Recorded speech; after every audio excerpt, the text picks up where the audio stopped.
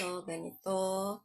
Bumili lang kayo ng saging na saba at balatan. Siwain. Yan, hiwain nyo lang.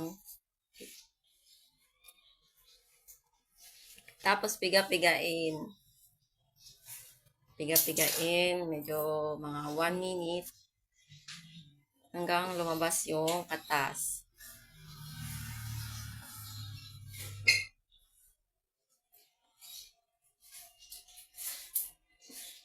Yan. Medyo lumalabas na yung katas niya.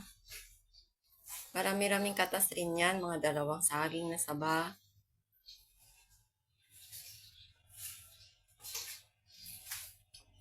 Yan. Nakita nyo ang katas. Lumami na. Pigain nyo lang para lumabas ang lahat ng katas.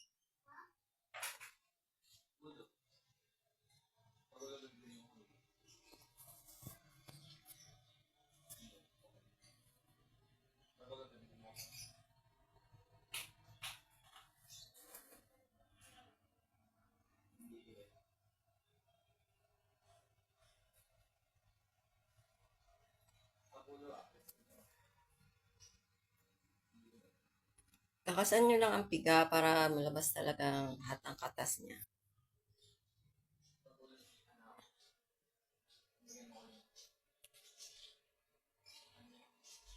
Ayan.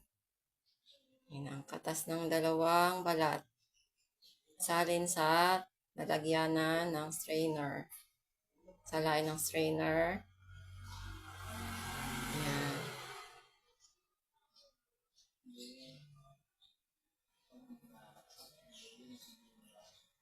Mas maganda kung strainer nyo maliliit ang butas o kaya tela.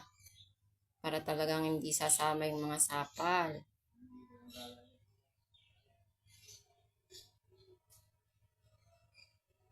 Yan. Naka-4 na tayong balat ng saging. Tapos, isalin nyo sa lalagyanan ng yelo.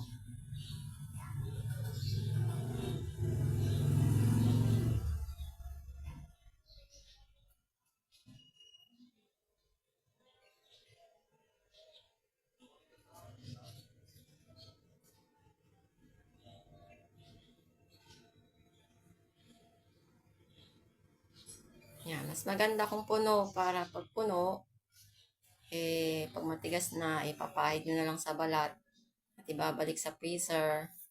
Ganun lang. Thank you for watching.